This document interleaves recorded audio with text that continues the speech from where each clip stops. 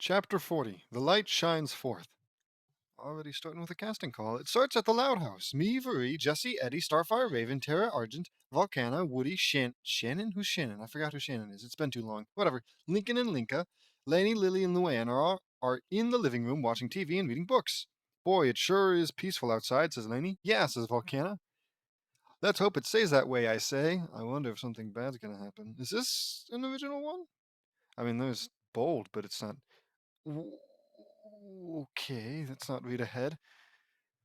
Luan then got a massive headache. Luan, what's wrong? I asked. Ooh, I don't know. It feels like my head is about to explode. I sense something and gasp. I sense a dark force coming from Luan. Is this because her awful, awful puns ought to be considered a criminal? I do. What is it? Asks Eddie. You know what? Good on you, JD. Having the person romantically involved with Luan being the first one to ask about, just show concern. I guess technically the first one is JD, but how are you going to compete with magic and psychic powers and bullshit like that? Where was I? What is it? Asks Eddie. I can't make it out, I say. Is it a demon? Asks Raven. Of course. I can sense it too, but. Oh. I can sense it too, and this is not a demon. This is something else, says Vuri. Yeah, I feel it too, says Linka. Why does Linka, as far as I can tell, is just Lincoln? So I mean, they both have electric powers now, but shouldn't that mean that if Linka somehow, with her newfound powers, can sense it, so too should Lincoln? And why can Vuri sense it? And why can't Raven sense it? I don't know. I don't know. I don't know what exactly is allowing these particular three characters to sense it. And if, frankly, Raven shouldn't ask if it's a demon, right? Because with her powers, I don't know much about them. But it's dark magic, right? Azarath, Metreon, Zinthos, and all that. I shouldn't, ooh, my bad. I shouldn't take drinks in between my, whatever. Uh, but if anybody's gonna sense a demon, it's gonna be Raven, right? She's a demon, at least half demon, as far as I can remember. So if she can't sense it's a demon, she should know it's not a. I'm nitpicking. I'm nitpicking. But then again, you're gonna bring all of these different characters into your story. You have to use them right, correctly. You know how they would act. They have to act the same way that they would act in their original shows. According to their characters. Anyways, we're not far into it. A pitch black aura. Is this aura? Covered Luan, and it came out of her as a big blob of black and took the form of another Luan, but she had eyes that are red like blood. Who? Who are you? I asked to the second Luan. I am Luan's dark side, but you can call me Dark Luan. And I am the source of all turmoil that Luan caused to you all every April Fool's Day, says second Luan. Oh, you see, Luan isn't actually a bad sister. She was being influenced by darker powers. And now she's never gonna do anything wrong ever again because Dark Luan has, for some strange reason, suddenly decided to separate from her. So you're the cause of Luan's dangerous pranks, yeah, because God forbid anybody be any sort of flawed. You know, yeah, maybe that's why I rob banks and kill people. Because there's a dark side in me too. And one day it'll separate from me if I can assume that's a good thing.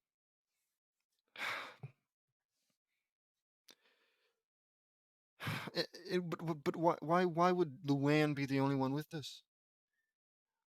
Why not any of the other bad people that you've so heroically beaten up and bullied and tortured? I hope all these questions are answered. It's not like JD to leave things up in the air and confusing. So you're the cause of all of Luan's dangerous pranks, Lincoln, not me. Lincoln says angrily. This is truly a wonder all on its own. Is it? I had no idea Luan had a second personality that takes over every April Fool's. Oh, that's what it is. Okay. Every April Fool's. But then you have to realize, hold on, that at least two of the. Hold on, has it really been three? And two of them haven't even been on April Fool's? But regardless, two of the April Fool's episodes, chapters, whatever you want to call them, have taken place not even in April, because it was part of Luan's prank, April Fool's prank, for it to not even occur on April. So what is it? Is it just a dark entity that is in her all the time, or is it only come out at April Fool's? In which point, she definitely was acting on her own, of sound mind and all that, when she set up all those awful pranks, which, mind you, have mostly backfired. At least the most recent one, anyways. Okay. Where was I? Um, I had no idea Luann had this dark persona inside her, says Shannon. Well, why should you, Shannon? You've been here like 3 chapters at most. I don't remember. Me neither, says Woody. None of us did. I didn't even know that Luann had another personality inside you. That's not like you. JD's perfect. I've seen this before on several TV shows. Well, then I guess that makes you the fucking expert. The most prone. I shouldn't be cursing. No more cursing. No more cursing. Starting now. The most prominent example is 2016's Split. Really? Okay. That movie was freaky. The one with like the guy who runs around on all fours when he's an animal, or when he like how he acts like a maid at one point, kidnaps some girls, whatever. Yes, I was created when Luann was being bullied back in sixth grade, says Dark Luann. Duan. Can I call her Duan? I'll try to, but it might just instinctively call her Dark Luann. Where was I? We gasp in shock. Luann was being bullied back then? Asks Marie. Yes, they made fun of us because of the braces and whatnot. I was created as a result, and Luann got into comedy and made lots of funny. What is? Well, are those two things related somehow? Is she only funny because she was bullied? I mean, a true comedian could laugh off such things. You know, true comedian. What is it? Self-deprecating humor. I'm great at it. I'm really good at it. Once again, taking a sip. I can't help it. I'll try and cut them out, but in the whatever. Anyways, if you were really funny, maybe you could have a bully turn into a friend. I mean, it's not guaranteed, so this is hardly a real criticism I have of JD, but it's not impossible for a comedian to turn something negative into something funny and positive, and possibly gaining a friend out of it. But what I'm mostly confused about is she was bullied because of the braces and whatnot, and I was created as a result, and Luann got into comedy. Because of the bullying or because of the braces? And made lots of funny jokes. Well, that's a lie. She's made maybe one funny one. I would surface on April Fool's Day to do all those deadly pranks on all of you. Well, there it is. On April Fool's Day, which is, unless I'm mistaken, almost exclusively April 1st, or at the very least in April. All right? If any of the April Fool's chapters took place in April, I could forgive it. But no, one does, maybe. I don't even remember. It's been so long. To do all those deadly pranks on all of you, says Duan. You would take control of Luann and do all those pranks? Asks Laney. That's what she just said. That's insane, I say. You're a monster, says Woody. You plagued my girlfriend and my best friends for too long. It's time to end it, says Eddie. Eddie lunged at Duane. They wrestled, and Eddie put a joy buzzer to her head and zapped her. Personally, I would have a little bit of just a few hang ups of fighting, albeit a dark version of my girlfriend. But if she looks like my girlfriend, it'd be a little difficult. If like I had a gun and you have to shoot the imposter. I'm not gonna do it off rip. Well, that's a different problem. But even still, fact is, he was all too eager to jump at and attack a person who looks exactly like his girlfriend. That's what buzzes you?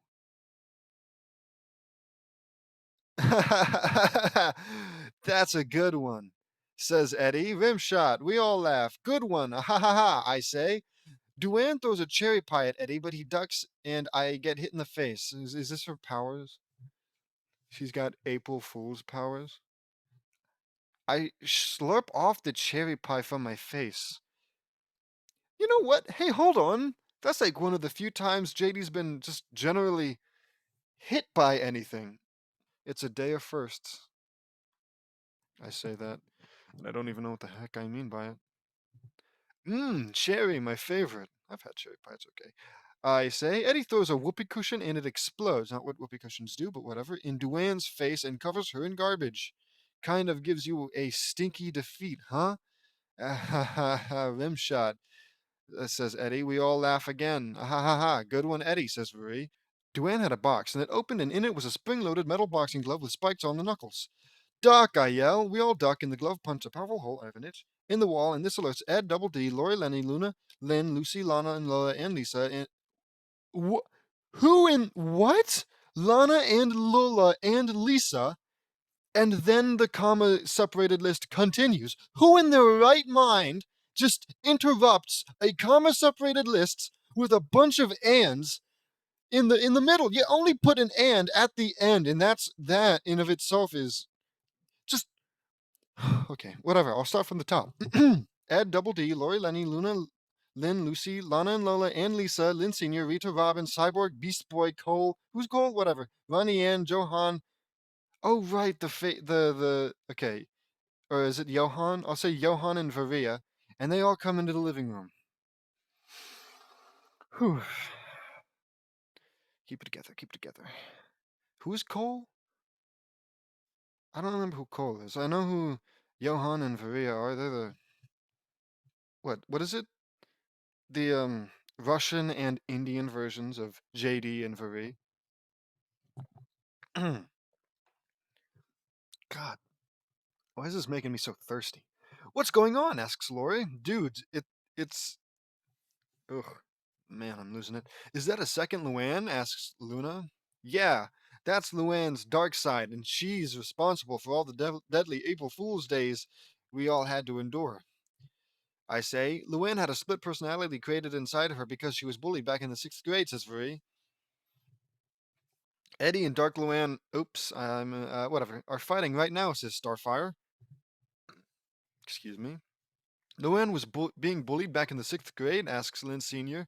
Why weren't we told about this, asks Rita. I don't know, Miss Rita, but we'll find out later. Yeah, definitely seems rather low on the priority list. I say. Luann was on the floor and she suddenly started glowing. I knew it. I knew it. As soon as something like this started happening, oh, I knew it. I refrained from saying it, but I knew it. She's getting her powers. A faint rainbow light as she started opening her eyes. I've got to help Eddie, she says weakly.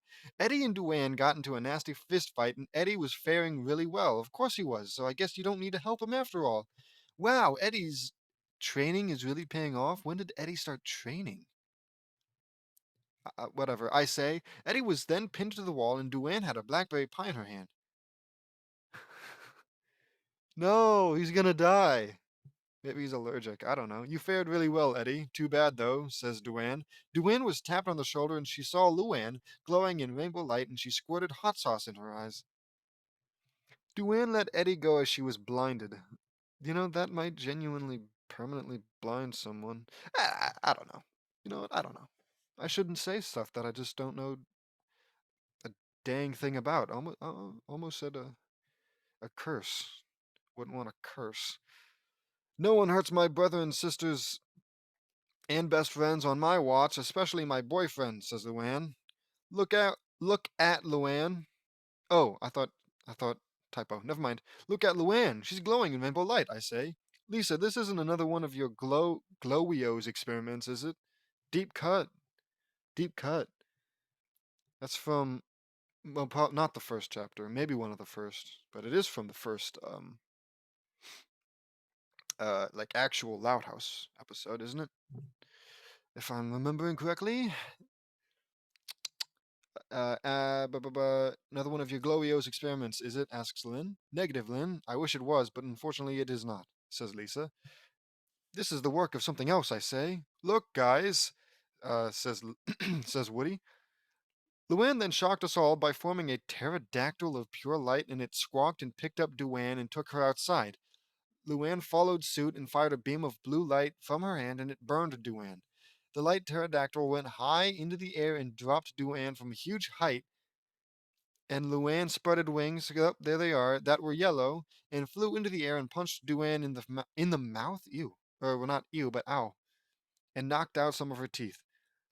Luan fired a beam of green light, and it went through Duan's left leg and burned it off.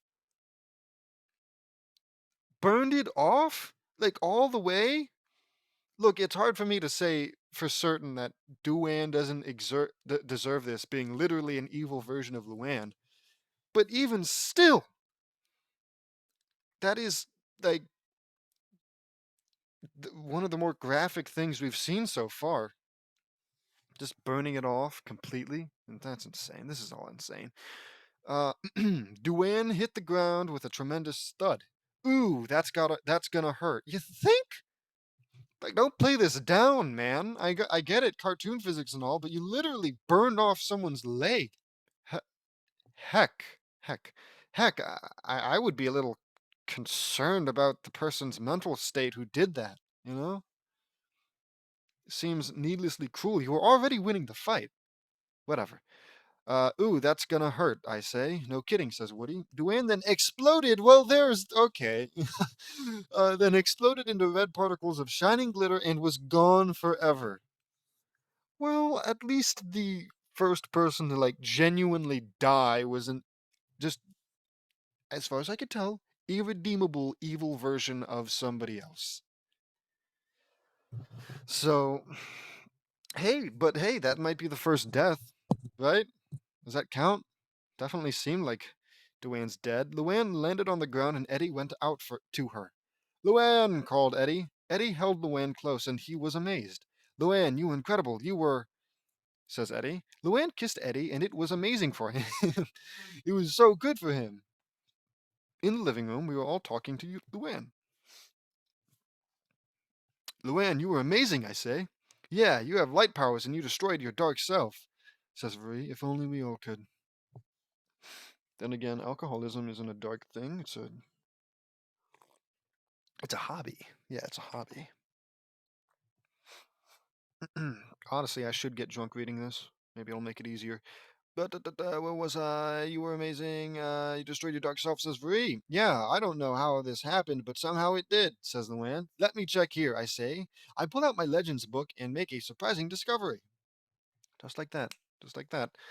Luan, you were given light powers because of Sulis? Sulis, the goddess of the sun in Celtic myth. Her powers can only be given to anyone who has separated from his or her dark side persona.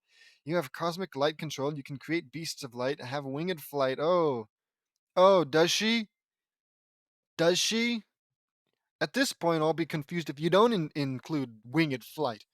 And you can use light magic. Well, that was obvious. I say, wow, that's incredible, says Luann. I had no idea such powers were possible. You had no idea such powers were possible, Jesse. Me neither, says Lincoln. Now you're taking the P. I, I don't know if the alternative to P, not urine, the quote unquote bad word, is genuine, like generally considered a curse, but I'll try not to say it. Back to what I'm getting a little angry about is Jesse, maybe. She hasn't been here that long, so maybe. But Lincoln has literally seen the multitudes of powers. In fact, JD literally has light magic. He says he has light and dark magic on in the chapter where what Lainey and Lucy use the spell book or whatever. He says that. He says he has light and dark magic. So how? And even he doesn't even have to have it. He doesn't even have to have it because of all the other stuff that you've seen happen. You seriously couldn't possibly believe that light magic exists. Light powers exist. How? How? You literally have superpowers, Lincoln. Jessie literally came in here from from another dimension. She was there to witness when the Teen Titans came in from another dimension. This is insane. The dialogue is I I need more. I'm just gonna. Okay, it's fine. It's fine. Hey, they're kids. They've got wild imaginations, but also they're woefully uh, ignorant and stupid. Kids are stupid. So I'm sure even kids who have seen, I mean, some of them are teenagers, but I digress. I'm sure some of them could witness superpowers being real, and then you could do the whole coin behind the ear trick and still blow their minds. So let's just assume their childlike sense of wonder is still fully intact, despite the piles and piles and piles and piles and piles and piles of evidence that they have that would make such things that seem impossible or just generally unbelievable very much possible and definitely, yes, believable. That's my headcanon, at least. I am now a stark defender of James Knudsen. What really horrified us was the fact that you were bullied back in 6th grade. That's what scares you? Raven? That's what scares you. You know? I mean, personally, if I saw my friend slash sister get covered in some kind of black aura that then separated from it, I would be very much concerned about that before I even began to give even a singular crap about the bullying which caused the dark aura. Okay? Jeez Louise. Okay, that taking up too much time. What really horrified 6th grade, says Raven. Luan, why didn't you tell us this? Asks Lynn Sr. I was too afraid to tell you all, says Luan. Luan, we're your friends, and you can tell us anything, says Woody. Thanks, Woody. Luan, you can tell us. We're always here to help you, I say. As if Woody didn't just say that. I know, I'm sorry. The bullying was so bad that I decided to hide my pain and tell funny jokes and make my own business. Right. I think Luan has just straight up an entire business. At least that's what this implies. And make my own business as a result. Capitalism. This bully would always make fun of me because of my braces. Her name was Abigail. Oh God. Name drop. We're gonna go find her and kill her. It's been so long. It's been so many years, but surely she hasn't changed one bit. Surely she's just as bad. Abigail Sanchez, she hates my guts completely. Boo-hoo, boo-hoo. I'm sorry, guys. I didn't mean to hurt all of you. It's just that because of Abigail, I vented my frustrations on you through pranks. I'm so sorry. Eddie comforts Luann. Luann, I'm so sorry. I didn't know you were going through all that, says Eddie. Luann has been through some very rough times, says Cole. Thanks, Cole. That is harsh, says Volcana.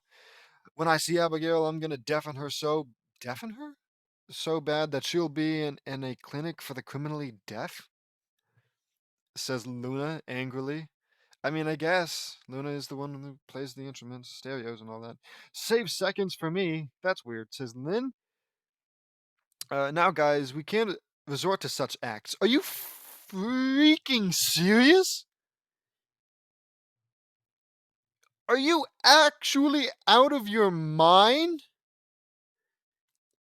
For the first time in, what is it, 40 chapters, somebody has been even just the slightest bit responsible with their powers. Oh my god!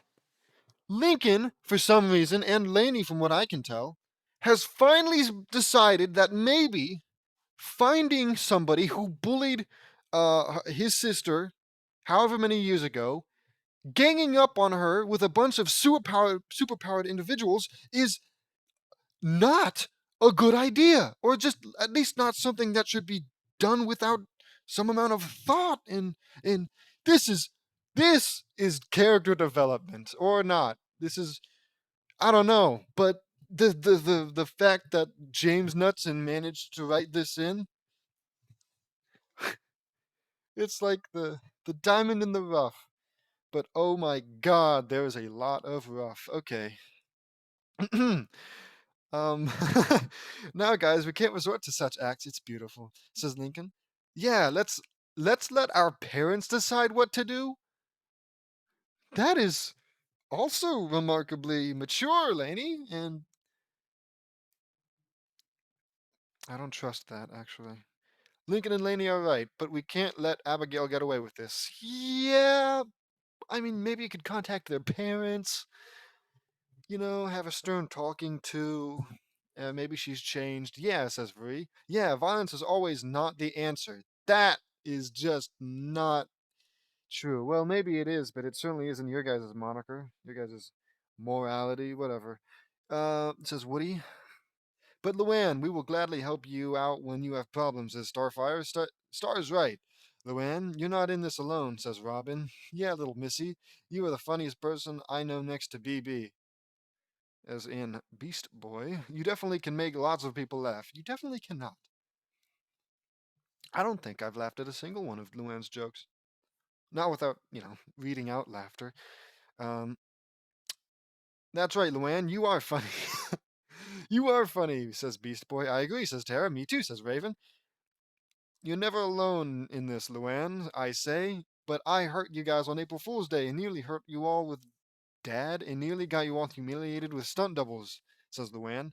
That wasn't you, Luan. That was that dark self of yours. It's too bad. I was hoping Duane would be a reoccurring villain. Says Laney. If anybody's to blame for all of this, it's Abigail. She was the match that lit the fuse to creating that evil persona inside you. Says Lily. Okay. Okay. I'm not tired. I'm more exasperated.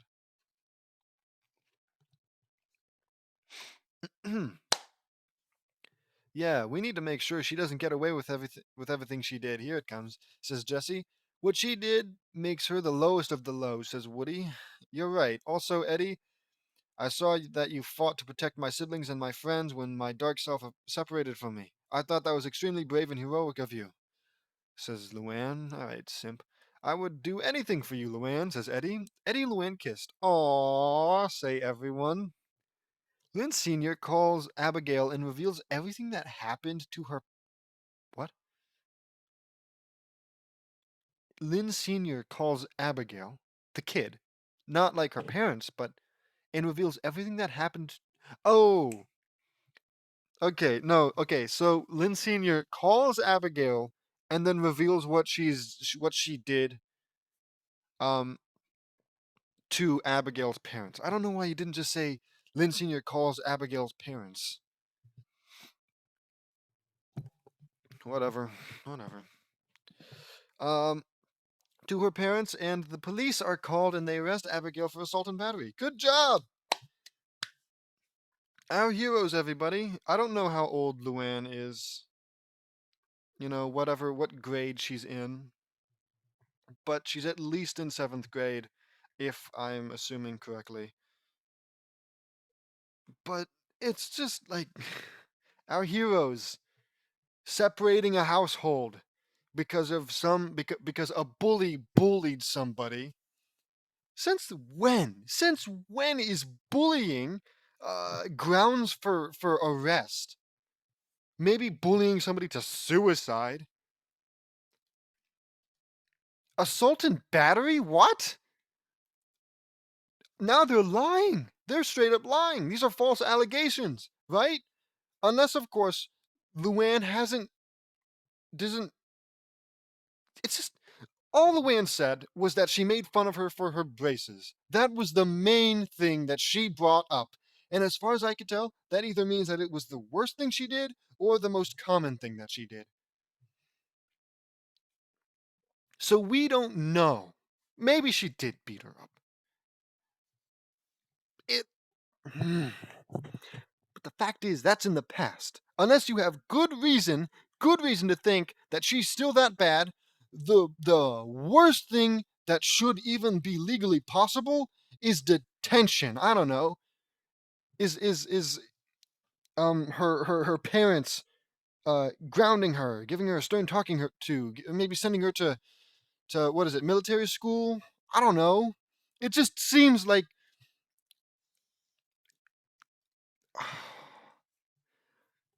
I just keep getting just so worked up. It's gonna happen every time. It's gonna happen. But this one honestly feels like it's the least deserved. Maybe she was a bad person then. Maybe she's better.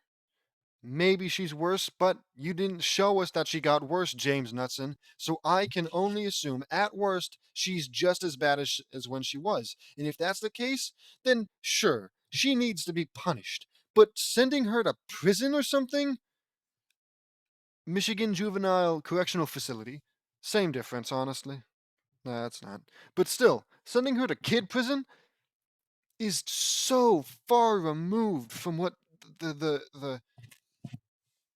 Jesus. Jesus.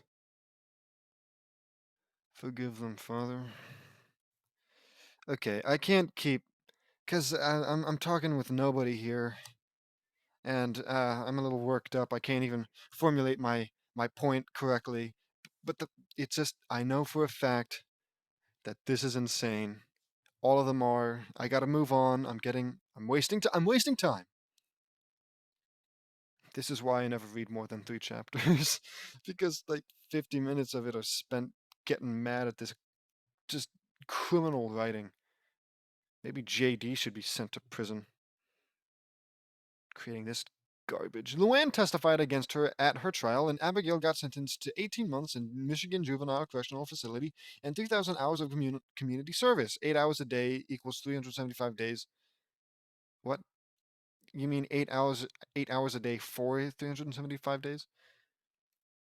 Whatever.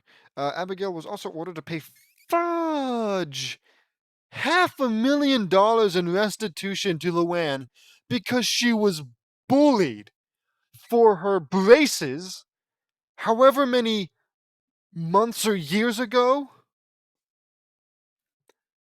Sorry, but claiming because you don't have any evidence other than whatever it was, like red confetti that Duane exploded into. You don't really have much evidence that Abigail is like you can't just go up into court and say, "Yeah, Abigail made a dark version of me, just manifest." So yeah, can't prove it, can you? Not anymore after you killed Duane. Just insane. At dinner the next week, we all sat at the table eating spaghetti. Guys, I can't thank you enough for giving me the courage to stand up to Abigail, says Luan. No problem, Luan. That's what friends and siblings do, I say. Sir Luan, how does it feel to have powers? Asks Laney. I'm itching my nose. It feels awesome, but this is really enlightening. You see, that's actually a pun. All the other ones where it's like, oh, that's what I call a stinky defeat, or oh, that buzzes you. Those aren't puns. Because whatever, especially the that buzzes you, I don't even know what the hell that one. Dang it. Okay, strike one. That's a he double hockey sticks that I just said. But I don't even know what the heck that one's supposed to be. That's what buzzes you? Yeah, correct. I guess you are buzzing her. It's not clever, is it? More so stating the obvious. Whatever. It feels awesome, really enlightening. Rimshot and laughs. Ha ha ha ha ha. We all laugh. Ha ha ha ha ha. A good one, I say. Oh, Luan, I love you, says Eddie. Ha ha ha. He laughs. I forgot to laugh at Eddie. I'm so sorry. Please leave a comment. Uh, just going off on me, calling me worthless and pathetic, and I deserve it. I deserve all of it. Where was I? I love you too, Eddie, says Luan. You got to remember, Luan, that with great power comes great responsibility. I don't want to hear that from you, JD. I don't want to hear that from you. Maybe JD's actual superpowers is ultra hypocriticalism? Hypocrisy. How did I not realize? Yeah, maybe his real power is super hypocrisy. I know, says Luan. I got some books on light magic that you can borrow, Luan, I say. Thanks, JD. Of course you have that, JD, says Luan. Anytime, I say. We had a great dinner and went out into the living room to watch The Dreamboat. The end. Another fanfiction done. I wanted to give Luan light powers because I thought they were cool. I got the idea from 65 Roger Yorks. Super louds. Thank you for the inspiration and the idea. You rock, dude. I thought these powers would be perfect for her. I also want to thank the author that engineer for the idea of Luan's bully problems in his stories. In his story, Syngenosophobia. Syngenosophobia. Thank you for the inspiration. Great story, dude. See you next time. Hold on, I gotta look that up. Okay, so I looked it up. Um, Firstly, Syngenosophobia is the fear of relatives or something, siblings and all that. Um, and then, well, right underneath the definition was this. Oh my, oh my gosh. Oh my gosh. Sister Fight Protocol. Is that what that says? Yeesh. Oh goodness. Here's the twist on this episode. What if at the end the sisters didn't fight each other but had a new target? What is this, like a horror rendition of Brawl in the Family? Oh my god. It's obviously nothing compared to the Loud House Revamped, but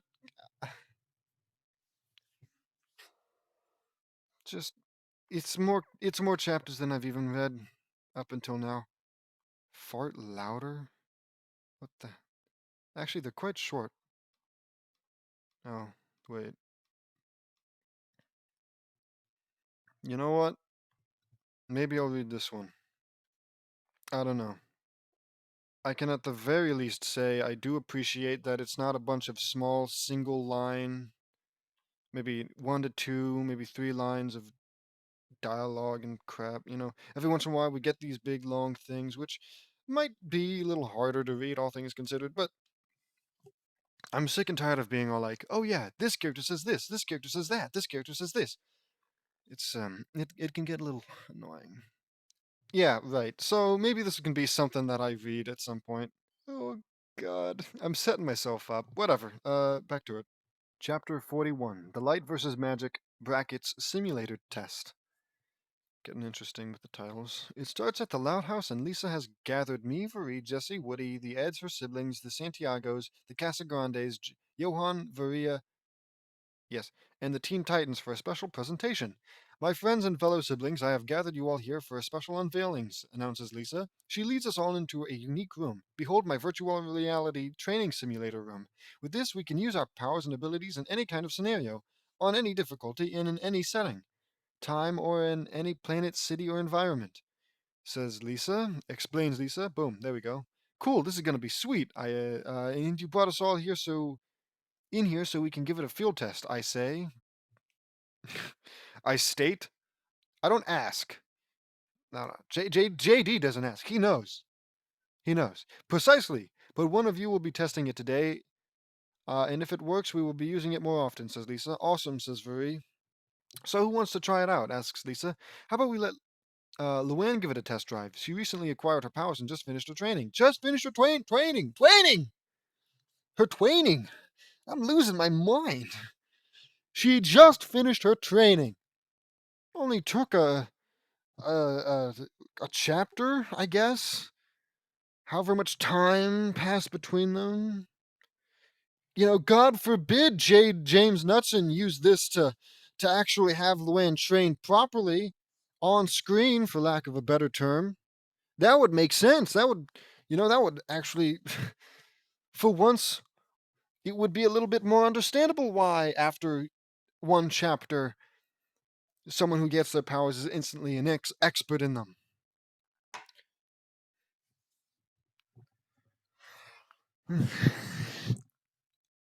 Just recently finished her training.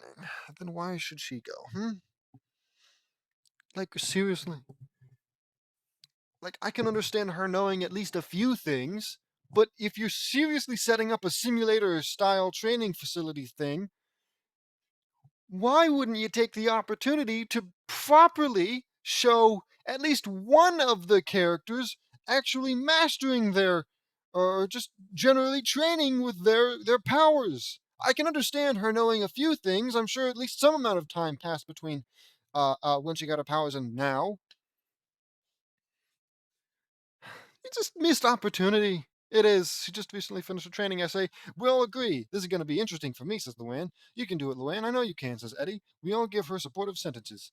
All right, I'll do it, says Luan. Glorious, says Starfire. This is going to be so cool, says Tara. Excellent. You stay in here, Luan. JD, do you have a scenario in mind? Why are you asking JD? Asks Lisa. Yes, I do, I say. The rest of us leave the room, and Luan stays. In the control room, Lisa is at the controls, and I whisper everything in her ear. Excellent scenario, setting, and danger, says Lisa. Lisa punches in the settings and activates the room. Luan was in the final battle scene of 1994's The Swan Princess, where Prince Derek was about to fight the evil sorcerer Rothbart. Oh, yeah, duh. Cool, I'm in The Swan Princess. That's one of my favorites. I love this movie. It feels so realistic, says Luan. Outside the simulator in the control room. Excellent choices, JD. The Swan Princess is one of my favorite musical animation movies. I'm so glad that everyone's favorite movie was selected by JD, who's so awesome and impressive and muscular and funny and cool and powerful. And did I already say cool? Excuse me. I'm glad. I wanted to give your simulator a test run with this scene. Well, I feel like anything would have been a test run. Uh, Personally, I don't know anything about the Swan Princess, so maybe this is some medium of the road, intensive, whatever. Jeez, this thing sucks the life out of me. Yeah, no, I'm gonna die reading this, and then my soul is gonna turn into a chapter. There we go. Hey, that's not a bad idea. A creepy pasta about a fan fiction. Okay. Um, yeah, maybe I'll make one. Anyways, wanted to give it a test run. This is my favorite scene, says Marie. This is gonna be awesome, says Volcana. Still don't know how to say that. I see what Luann is going to do. She's going to fight Rothbart in Derek's place. Do you? Do you? Are you sure it's not that she's gonna fight Derek in Rothbart's place? Whatever, cyborg, Mr. Genius. Exactly. I wanted to test it with this. I say, we know why you did it. Why you typed it in. We know why she's even in that room. It's to test it. Jeez. You think you should say it again for the people at the back? Huh. Why are we testing this? Oh, well, we're testing it to test it. In the simulator, Luann saw Prince Derek about to confront Rothbart. Don't let her die, commands Derek. Is that a threat? Asks Rothbart. It was more of like a command or like a um ooh, how am I forgetting the word? Just like an ask, you know? A request. A request. I remember. Yeah, it's more of a request. Anyways, is that a threat? Asks Rothbart. Don't you dare let her die, repeats Derek. Ooh, it is a threat. Is it? Or maybe in like the scene, Rothbart is dangling the princess over a pit of acid or some crap like that. Lava. This seems like a medieval whatever. And like he's saying, don't let her die because her death is currently in the hands of Rothbart. Which, if that's the case, I guess I have to apologize. But I won't. Don't you dare let her die. Ooh, it is a threat, says Rothbard. You're the only one with the power. Now do it, says Derek. Rothbard pushes him to the ground and Luan comes out and faces him. Your time has come, Rothbard. You will pay for your crimes. Revive Princess Odette. Odette? Odette. I'll say Odette. Uh, commands Luan. Only if you defeat ... me, says Rothbard. With pleasure, says Luan. Rothbard then transformed into the great animal. A horrific demonic animal that's a fusion of a wolf, a bat, an eagle, and a lizard. A wolf, a bat, an eagle, and a lizard. Like a chimera? It had a wolf's head, bat wing, a bat's wing, a bat's wings. No apostrophe. Actually, there are no apostrophes for any of these. Does he not know how to? No, he uses it. He uses apostrophes. Luan said "you're" instead of "you are." So why don't you use apostrophes for this? Whatever. It had a wolf's head, a bat's wings, an eagle's talons, and a lizard's tail. And its eyes were, well, what's its body made of then? What's its body made of? Whatever. And its eyes were red like blood and filled with pure evil. It screeched and roared with insane bloodlust. The great animal, says Derek. Let's dance. That was so cool. That was so cool, says Luan. Luan spread her wings and punched him in the mouth and knocked out a tooth. I guess that's her signature move now. Rothbard flew into the air and Luan chased him, and Luan formed a flock of swallows made of pure light. And then they went at Rothbard like dive bombers and went through his wings, and Rothbard fell to the ground. He crashed through a tree and landed with a big thud. Luan landed, and she and Derek decided to team up, and the great animal was a challenge. What? Luan landed, and she and Derek decided to team up, and the great animal was a challenge. I guess the great animal was a challenge. Luan fired a beam of red light through its left arm, and it jumped and slashed Luan's face over her right eye. Oh, I thought it was a simulation. I guess it's just that real. Well, if it was this dangerous, why would you put the oh my god, I'm losing my mind. But anyways, if it has genuine danger to her and could genuinely hurt and possibly kill her, why would you send in the person who has only recently mastered their powers or finished their training? Even if she is perfectly capable, I feel like maybe somebody who's got more seniority, more experience, just to be safe. For all we know, the whole system could go haywire and set off a nuclear bomb inside and kill everyone. In which case, I guess it doesn't matter who goes in. But the fact still stands. If this is genuinely dangerous, it shouldn't be the person who only recently got powers. Okay, just saying, just saying.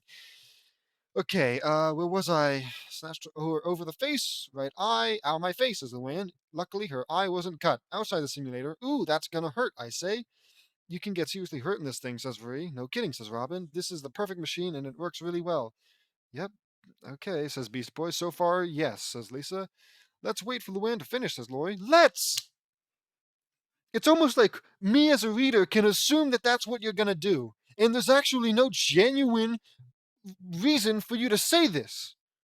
Unless, of course, I'm some kind of lobotomite or 5-year-old with like the attention span or the intuition of a potato. Okay, JD? It's these little pointless sentences, these little pointless pieces of dialogue that make me want to rip out my eyes. Okay, in the simulator, no more Miss Nice Girl, says Luan. She flew and grabbed Rothbart and took him over the lake and fired a beam of light that went through his black heart, and he fell and hit the lake and exploded. Okay, I was about to say second death, but I guess it's a simulation. Also, maybe don't kill them? I mean, I'm sure to some extent he deserved it. But generally, I think kid superheroes and violently killing your enemies don't go too well together. Especially since this doesn't feel like an edgy kind of fanfic. It feels like Loud House mostly, which isn't the edgiest thing in the world. It's kind of upbeat and fun and relaxed. And I don't know. I don't know. It's just like what? Luan's however old, and she just violently killed somebody in what I can only assume to be a hyper realistic simulation. Like it was no big deal. Whatever. Luan saw Derek and Odette, and she was revived. The simulation ended, and Luan came in, and we cheered for her. Way to go, Luan, I say. You were awesome, Luan, says Eddie. I agree. Your performance was one of amazing valor and courage, says Lisa. Yeah, it was truly a simulating experience. Oh no, okay. For a minute, I thought they did the same thing with like the buzzes. That's a buzzes you, but no, simulating, stimulating. There you go, a genuine pun. Still not funny, but at least this one's an actual pun. Like the last one, actually. The last one was a pun too, I think. Ha ha ha, get it, asks the Wan. We all laugh. Ha ha ha, I get it, I say. Well, considering you laughed, I guess you did, didn't you? But it takes a lot. But let's take a look at that cut, says Vuri. Vuri looked at it, and it was a good one. Luckily, it missed your eye, says Vuri. Vuri used her water powers and healed it, and it was gone. Well, Lisa, your new training simulator is a 100% success. After only one test, I guess that, yeah, seems, yeah, 100%. It works perfectly. Small sample size, but who the hell cares? Dang it! Strike two. I said HE doubled hockey sticks again. If I have to read a curse word, I'm gonna just read it, but there haven't been too many of these. It works perfectly. Indeed, thank you all for testing it. All? Only one person tested it, says Lisa. It was our pleasure, says Luan. I have a feeling that we can use a simulator more often. The end. Another fanfiction completed. I wanted to add the use of a special training simulator to the story. I got the idea from my books and that I write at home. Oh, goodness. If I can get my hand on one of those, you know I'm going to read it. I have a special series of parts planned for the simulator. Can't wait. See you next time. The Swan Princess is owned by New Line Cinema and Warner Bros. Chapter 42. Simulator Part 1. Nudson versus Uchiha? Hold on. Uchiha. Oh, there it is. Hold on. It's uh, also, it looks like there's going to be some simulator stuff. Oh my god. 12, 13. Oh, mama. Okay. I guess there's going to be a lot of simulator things back to back to back to back, but whatever. But more pressing is this has a Naruto character. Yep, there it is, Sasuke Uchiha. It starts at the Loud House. Me and Vuri are in the training simulator doing a special exercise. I'm going to fight Sasuke Uchiha. Mind you, I'm not actually certain if that's how you're supposed to say it, but that's how it looks. So that's how I'm going to read it. For my favorite Japanese animation series, Naruto. I heard that's a little overrated. Okay, I'm a One Punch Man supremacist. Not true. I'm a One Punch Man and One Piece supremacist. Um, what else? Assassination Classroom. That's a good one. There's probably others. Uh, I'm a little off track. Lincoln and Linka are with us. Varese set the scenario settings and the simulator activated. I was in the final valley where the. Should I put like a spoiler warning? Oh my god. Oh my god. You know what? I might actually enjoy reading this one. I was in the final valley where the Leafs founding fathers Hashirama Senju, the first Hokage, and Madara Uchiha, the leader of the Uchiha clan, fought with everything they had. Wow, this is incredible. I've always dreamt about what it was like to be part of my favorite anime show. It's everything I've always imagined. Maybe there's still time to like. How are you going to say that when you're literally a part of? I'm going to assume your favorite like cartoon. You know, bro really self-inserted him into a cartoon, and then in that cartoon self-inserted him into an anime. Whatever. Okay, just kill me.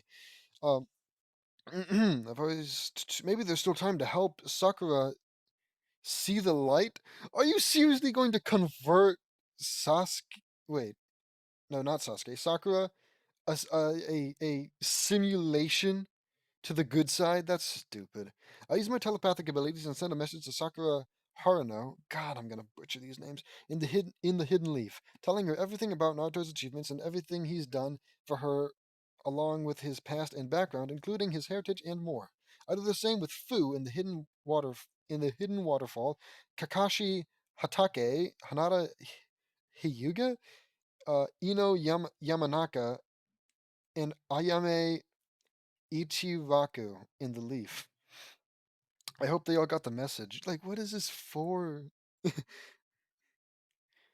Like, yeah, you spend all this time making all the bad guys become good, and then you're instantly like, okay, I'm done. Press a button, they're wiped from reality.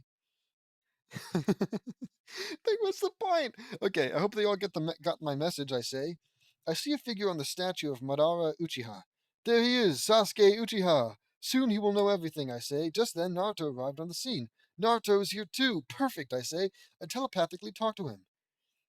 Naruto, I'm talking to you inside your head, I say telepathically. Who are you? Asks Naruto. Good question in his head. My name is JD Nutson, but friends call me JD. Anyways, I came to help you. I stopped time for a short while to tell you that there's more you should know. Sakura's love for Sasuke is a lie. I say, what do you mean? Asks Naruto. Oh my god. Somehow it's just weirder now that yeah, no, that's what I've always wanted, a crossover between the Loud House and Naruto. Okay. I sent Sakura a telepathic message and revealed everything about you. Let me explain.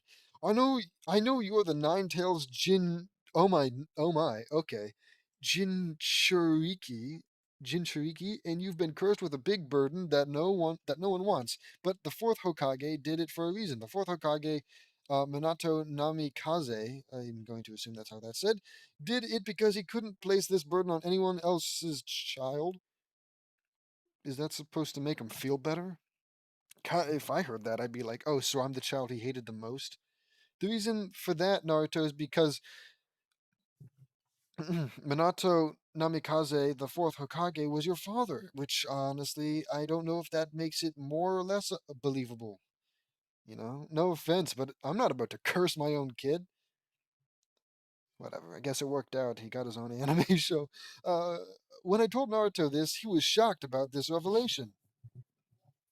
I'm not lying, Naruto, and before you jump to conclusions, let me explain. When your parents found out that they were expecting you, they were so happy and they couldn't contain their excitement. When you were born, they were just over the stars. No, it's over the moon. Unless you're implying that they were so over the moon that they went past and over the stars.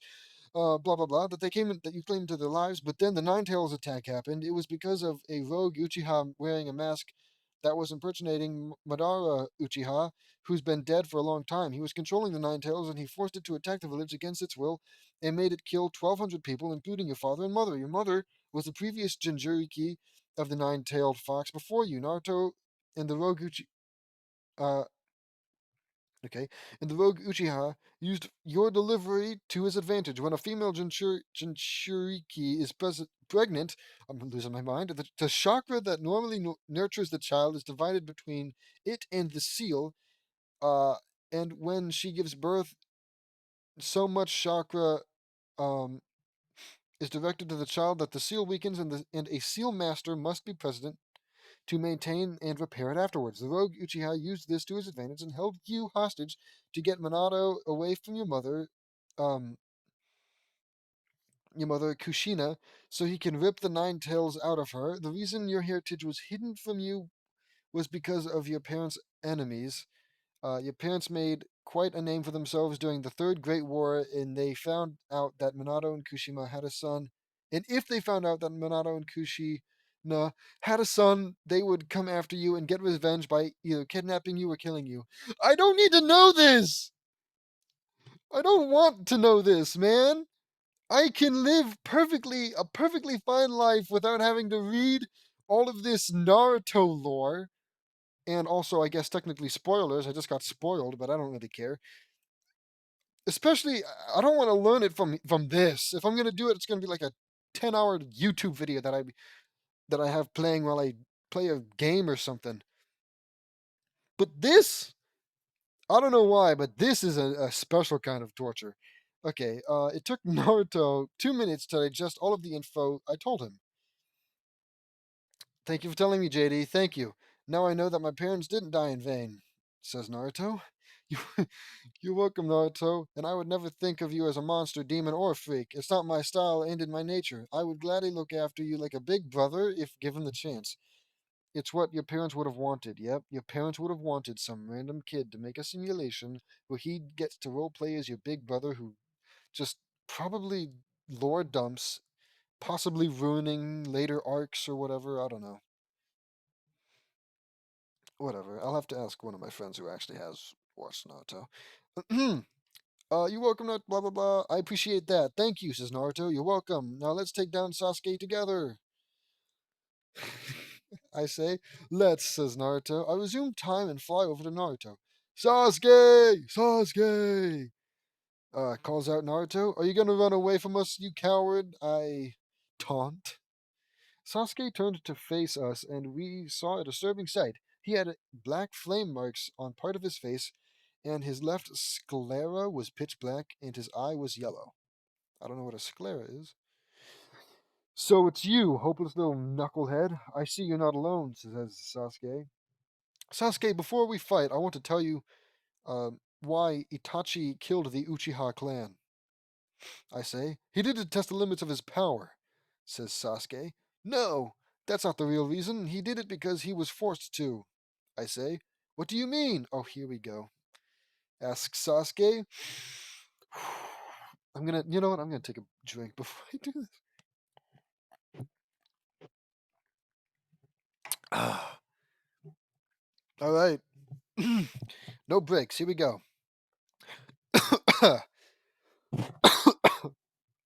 It's physically weakening me. Your clan was going to launch a revolt to overthrow the Hokage and take over the government. This would have resulted in a civil war and would have left the village completely vulnerable to enemy ninja attacks and ultimately start the Fourth Great Ninja War. The third Hokage tried to talk them out of it peacefully, but all the talks failed. When when Itachi swore an oath of the ANBU, he swore to protect the entire village from all threats inside and out. Itachi acted as a double agent for the Hokage, and he would report to him the plans for the revolt. After all the talks failed, there was only one action left: genocide. But Lord Third, whoever that is, originally wanted Itachi to kill only those that were going to launch the revolt, not the entire clan in general. But one of the elders of the council, Donzo Shimura, went behind the third Hokage's back and ordered Itachi to wipe out the entire Uchiha clan completely and leave no survivors, and that included you.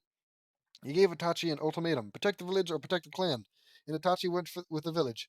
But he begged to have you spared because he could never bring himself to kill you because he loves you too much. He wanted to atone for his deed by having you kill him and avenge the clan and be a hero. Donzo's act of treachery led Itachi to become a false rogue ninja, if you will. Sasuke was an absolute shock. I'm glad they're just trusting and believing this random guy who came out of frickin' nowhere. Started yapping off a storm. I don't know. Sasuke was an absolute shock. Whether you believe me or not, is entirely up to you, but it is the truth, I say. He now knows the truth and he breaks down crying. Itachi, I'm so sorry. Please take me back, cries Sasuke. Naruto makes shadow clones and they carry Sasuke and we all head back to the leaf. And we were running through the forest. As we were running through the forest, Naruto looked at me. JD, what did you tell Sakura? Asks Naruto. I told Sakura everything you did for her and more. I'm sure she'll accept you, says I say. JD, thank you for helping me see the light, says Sasuke.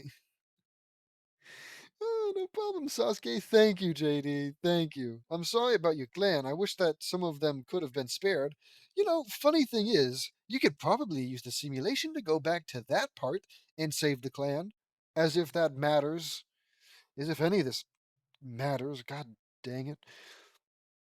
Um, I know, but when we get back, I'm gonna go to jail for desertion. Okay. I don't know why. I wish it was worse. Like, I'm gonna be executed for desertion. Whatever. I know, I say.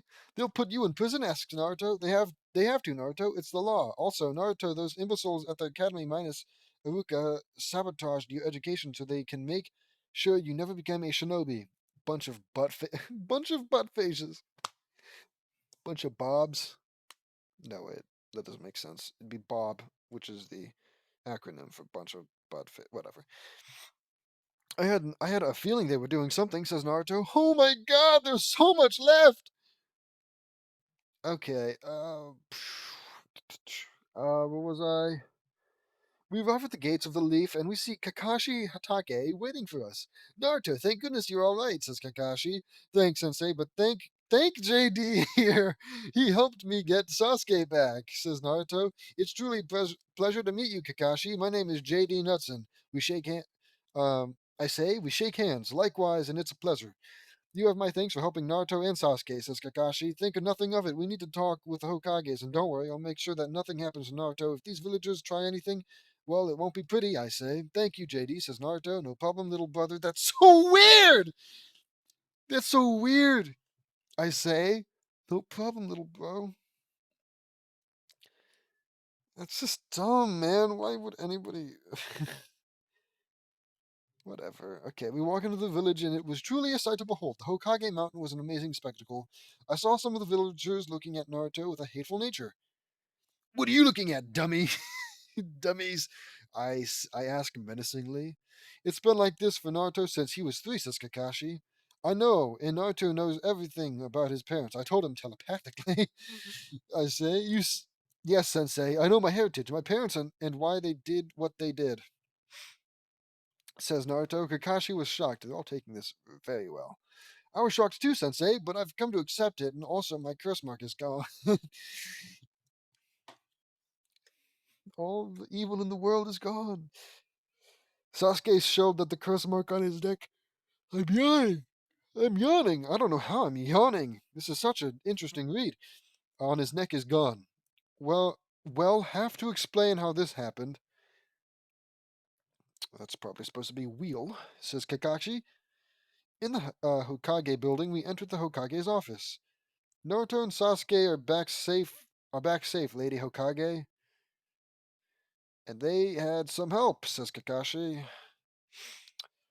Send them in, says Lady Tsunade. Tsunade. I don't know. It honestly could be either. Me, Naruto, and Sasuke come in. Glad you're safe, kid, says Lady Tsunade. Thanks, Grandma Tsunade. God, I don't know. It's bugging me. Hold on. Okay. I had to look it up. I think it's Tsunade. Yeah, I'll go with that. Glad you're safe, kid, says Lady Tsunade. Thanks, Grandma Tsunade, says Naruto. Don't call me that, says Lady Tsunade. Now, who are you? She asks to me. My name is JD Nutson, and I helped Naruto get Sasuke back. No, I don't have any ninja experiences, but I managed to help Sasuke come back by revealing the truth about the massacre. And I have a lot of sources about how I know about this because I'm from another dimension. No, you're not. You're in a simulation. It's a difference. Is there? I guess in a sense, you're simulating another dimension. Whatever. I say, um, Lady Tsunade, Shizune and Kakashi were floored. It's true, JD is from another dimension and he helped me, says Naruto. Yes, I telepathically told Naruto who his parents are. He knows why they did what they did, what they had to do, and more. I say, I see. Um, Naruto, says Lady Tsunade to Naruto, sadly. It's alright. I know they had to do what was right for the protection for the village, says Naruto. Also, Sasuke needs to have some answers, I say. Yes, is it true, Lady Hokage? JD told me everything. Was my clan going to launch a revolt and destroy the village? Was Itachi ordered to kill the Uchiha that were only going to launch the revolt? Asks Sasuke. Why does her name keep changing? They call her Lady Tsunade and Lady Hokage, and only now is her name, like, for her dialogue, Lady Hokage, whatever. Yes, it is, Sasuke. Everything JD said is correct, says Lady Hokage. Sad sigh. Thank you, says Sasuke. Sasuke left the office. Sasuke, asks Naruto. Let him go, little brother. That's so weird. Stop calling him that. You know each other for less than a day. Whatever. He needs to have some time to himself, I say. Little brother, asks Lady Tsunade. Help me. I made Naruto a part of my family because of his rough treatment at the hands of these doo-doo brains that are villagers. Also, I have more bad news. What do you mean you made him part of your family? Freaking awesome. Okay. I say, what is it? Asks Lady Tsunade. I know who instigated the massacre. It was Danzo Shimura. Okay, Lady Tsunade, Shizune, and Kakashi were shocked. I hate reading all these Japanese names. Even if I'm getting them right, they're all weird and stuff. Speak English! So speak American. I wouldn't make any accusations to anyone unless I had proof, but has been behind a lot of terrible crimes. I know he's watching us. I say, I walk up to the wall and use my telepathic powers and pull out an ANBU with a blank mask. Whatever that means. Anbu? I'll just say ANBU. No, I'll say Anbu. It's quicker. A root Anbu. Got your hand caught in the cookie jar, I see. I say. So Donzo has his root Anbu still active after he was told to disband it? Or says Shizune. Yes, but this is just one thing. Lady Tsunade, can you darken the room? I want to show you something. This black light, all those disgusting stains that you would see in like a motel. Anyways, I say, Lady Tsunade is the hot one, right? The one everybody goons over. Is that the right word? Lady Tsunade closes the blinds and the windows, and my eyes glowed and projected the root Anu Anbu's memories like a movie projector. It showed everything from the root Anbu's point of view. Has Itachi killed all of the Uchiha? Asks Danzo. Yes, Lord Danzo.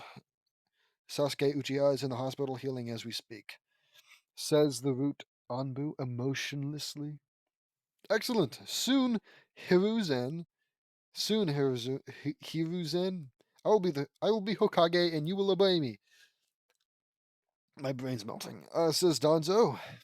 What about oh my god. What about Orochimaru, my lord? Asks the root Anbu. His usefulness is nearing completion. Soon his invasion will come, and I will rule the leaf and destroy our enemies. And with Lady Tsunade out of the village after I killed her brother and lover, our weapon will have no one to protect him. Continue spying and report everything about the demon boy to me, says Danzo. Yes, my lord, says Root Anbu. The protection disappeared, and everyone was horrified. That was cool, JD, says Naruto. I'd be more concerned with what I just saw, but hey, yeah, JD's cool. Thank you, bro. This was my first time doing that. I didn't know I had. You didn't know! I need something to drink. So, you didn't know you had that power. But, for some reason, on a whim, you asked Lady Tsunade to darken the room. What, were you just like, is that really just how annoyingly powerful he is? He doesn't know about any of the powers he has. He just one day decides, hey, what if I try to shoot lightning out of my hands? And it works. Oh, what if one day I decide I want to turn things into ice? I want ice powers. And then boom, then it works. I guess when you're the writer, when it's your self insert, that is just genuinely how it works. Whenever you want powers, just write them in. Boop, done. Kill me now. Okay. I didn't know I had this kind of power, but from what we all saw, I uncovered some huge crimes Donzo had been doing. I say, you sure did, JD. He murdered Nawaki Senju and Byakugan again. Ugh. And Dan is his name? Maybe it's Don. Kato. Conspired with Orochimaru from the Sand Sound invasion and nearly destroyed the Uchiha, says Kakashi. You want me to kill this root scum, Lady Tsunade? Really? Oh my god. I ask, okay, please, says Lady Tsunade. I break the root Anbu's neck and kill him. Okay, that's the third death, although, like I said, this one's a simulation, so If we're not counting them, it's only really been one, but so far, counting simulation deaths, that makes three. Back to back to back. Yeah, actually, it's been one death per chapter. Maybe it'll keep up the streak, the spree. Also, horrifying way that you did that, snapping his neck. You are genuinely a monster, JD. JD, you may have saved the entire village here. Anbu! Cries Lady Tsunade. Four Anbu came out of the walls undetected. They seemed pretty detected when, like, Lady Tsunade screamed out their name. Wow, so these guys are the Anbu? I ask. Yes, they are, answers Lady Tsunade. Have Danzo Shimura report to me at once, says Lady Tsunade. Oh, right. Okay, I thought they were enemies. Never mind. Have Danzo Shimura, I'm losing it, report to me at once, she says to the four Anbu. They nod and head out. 5 minutes later, Danzo came in. Or Danzo, still don't know. You wanted to see me, Tsunade? He asks. Is it a he? I'll just assume. That's Lady Hokage to you. Anbu, arrest him, says Lady Tsunade. The Anbu slapped the chakra cuffs onto him. Tsunade, what is the meaning of this? Asks Danzo. Danzo Shimura, you are under. Why are you the one saying this? Whatever. You are under arrest for the murders of Nawaki Senju and Don Kato, the genocide of the Uchiha clan, high treason, and conspiracy against the Leaf Village. Ah, I say, I'm sorry, Lady Tsunade. I hope these are the right charges. Who cares? Who would dare question your authority? Random kid who showed up. Freaking. I should not put these no cursing limitations on myself, because it boils up inside. I think it's like poison. Yes, those are all right, says Lady Tsunade. Oh, good. Let's see what's under these bandages, shall we? I say. I rip off Donzo's bandages, and we see a horrific sight. Donzo. Okay, I'm gonna say Donzo. Yeah, had an ugly right arm, and he had 10 Sharingan eyes embedded into it. In his right eye socket was another Sharingan. Okay. You truly are the worst of the worst, Donzo. You made Itachi kill the Uchiha and took their Sharingan for their forbidden jutsu, and you took Shisui Shisui Uchiha's Mangekyo Sharingan for his most powerful genjutsu. I don't know what the hell I'm saying. Third strike. All of them have been, hex. Dear Lord. Okay. I'll give myself a three strike and you're out. So, three strikes and then you're out. So if I curse one more time, I don't know what I'm gonna do. I'll read another chapter. I'm just gonna end it on this one. But if I curse again, I'll read another chapter. But I bet there's more to it. I say. Or wait, no, I skipped. I'm so sorry. For his most powerful genjutsu, so you can bend others to your will without them knowing it. But I bet there's more to it, I say. I put my hands on his head and project his memories. He manipulated the cloud, mist, and rock villages into launching a joint attack on the hidden Eddie village. Eddie? Ed, and Eddie? um, Dang it, I don't know anything about Naruto. I'm trying to think of like some kind of weird Ed and Eddie in a Naruto universe. Like, what would they do for jawbreakers? Hey, let's slaughter the Uchiha clan. And maybe the Hokages will give us a jawbreaker or something. I don't know. Make fan out of that. The Eddie village, which started the Second Great War in scattering the Uzumaki clan across the world, manipulated Hanzo of the Salamander to join him and more. Anything you want to say for yourself, Danzo? Asks Lady Tsunade. I did all that for the good of the village. I wanted to make it strong, says Danzo. Good for the village, my butt. All you've done is make things worse because of your own selfishness and greed. I say, get him prepped for execution immediately. Well, I don't think we're going to see another one. They take him away. 2 hours later, everyone was gathering in the Chunin Exams Stadium. Lady Tsunade came out and announced to the village populace the full extent of Danzo's treachery. Donzo came out tied in chains and was put on the chopping block. I'm sorry, is this typically how it happens? This seems a little barbaric, a little brutish. JD, we can't thank you enough for helping us expose this traitor, says Lady Tsunade. Glad I could help, Lady Hokage. Stop switching like that, I say.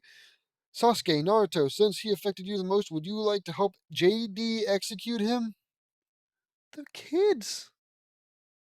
They're kids. Why would you have any kind of child perform any kind of execution? Maybe that's just how it works in the Naruto universe. Whatever. It would be a pleasure, Grandma, says Naruto. I would be honored, says Sasuke.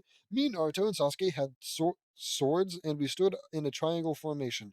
Any last words, I ask? Everything I've done was for the good of the village. I'm trying to save it, says Donzo. I don't buy it. But if you have a lot of fun, but you can have a lot of fun where you're going. That's so cold. That's such a cold line. I say, me, Naruto, and Sasuke slashed him in two pieces. He died in an instant. Good riddance to bad rubbish. Sasuke, would you like to burn the body? Okay. I ask. It would be my pleasure, says Sasuke. Sasuke made the tiger, ram, monkey, boar, horse, and tiger hand signs and used fire-style fireball jitsu. It completely incinerated Donzo's body in seconds, and his ashes blew away in the wind. Give my regards to the netherworld. Whoa, I say. Sasuke then came down and was crying hard. What's wrong, Sasuke? Does violently executing a bad guy not just breathe joy and happiness into you like it does me? I love killing people. I love killing people, especially people I hold power over. Okay. What's wrong? Asks Naruto. Sasuke. I mean Sakura. Oh, this is Sakura. Sakura. I'm such an idiot. Sakura then came down and was crying hard. Sakura, what's wrong? My bad. I'm sorry. I apologize. What's wrong? Asks Naruto. Sakura embraced Naruto in a tearful hug and was crying hard. Naruto, I'm so sorry. I should have never hurt you all those times. I was so wrong, and now I realize that you're the one for me. JD opened my eyes. He told me everything, and I had no idea you were going through all that pain and suffering. Cries Sakura. Sakura. It's just like, thank you so much, JD.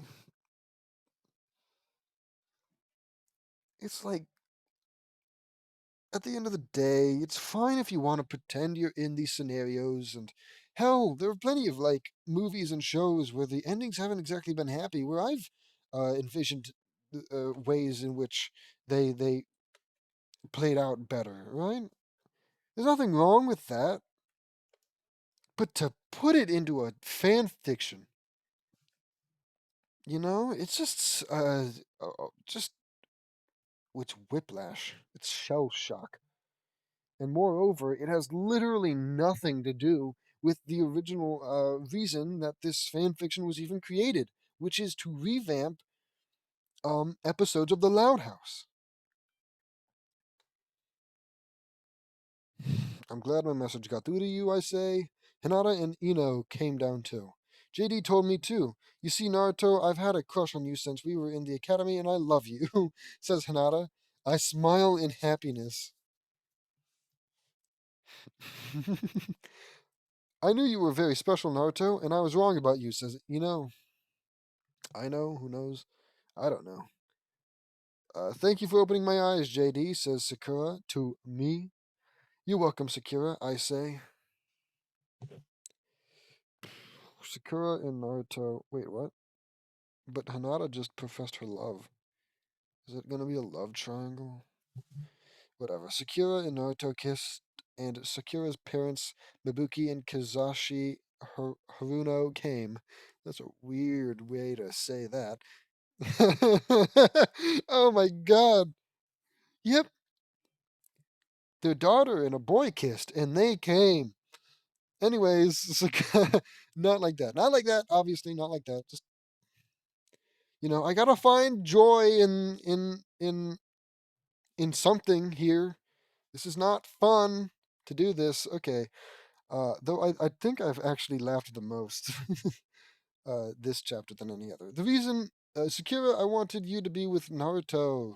The reason I pulled you away from Naruto was to protect you and prevent you from having to endure the same treatment he was going through. I should have told you, says Mabuki. Thank you, Mom, and I forgive you, says Sakura. Fu then arrived by flying in the air. She had green hair and was dressed in all white clothes. What? Fu, did you receive my message? I ask. I sure did. Thank you for helping me get away from my former village, says Fu. No problem, I say. In the Hokage's office, Naruto was placed in the CRA of Clan Restoration Act. Okay. And he already had Sakura, Ino, Hinata, and Fu as his future Oh! All of them! One, two, three, four. Okay. And as his future wives, but it won't be official until he's 16 years old. Wonderful. Suddenly, dimension wormhole appeared and sucked me, Naruto. Oh God, please spare me, Zeus. End this fan fiction, and my life is yours. Okay. Sucked me, Naruto, Sakura, Ino, Hinata, and Fu. We wound up back in my home dimension. But you were never in a dimension.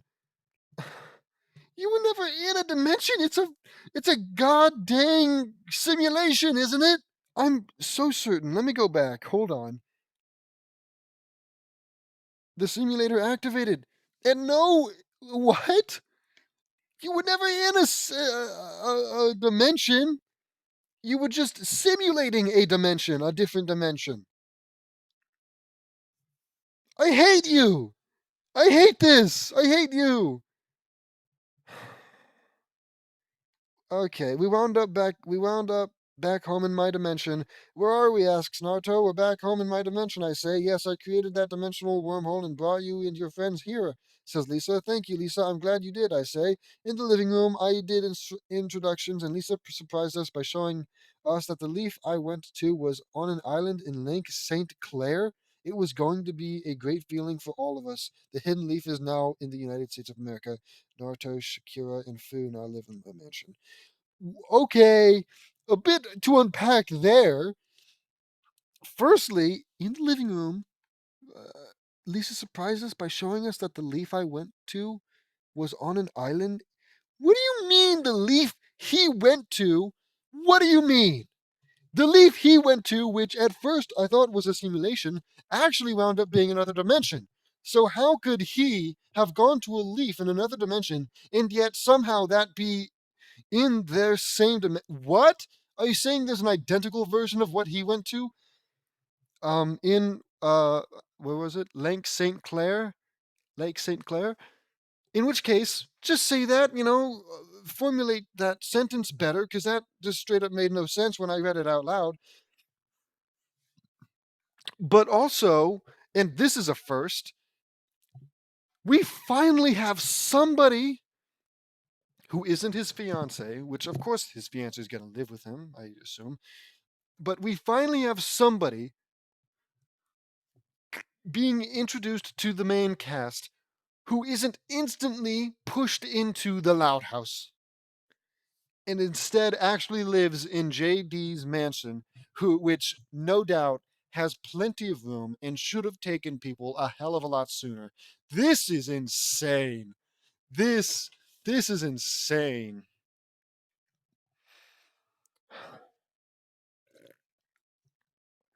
Oh my god.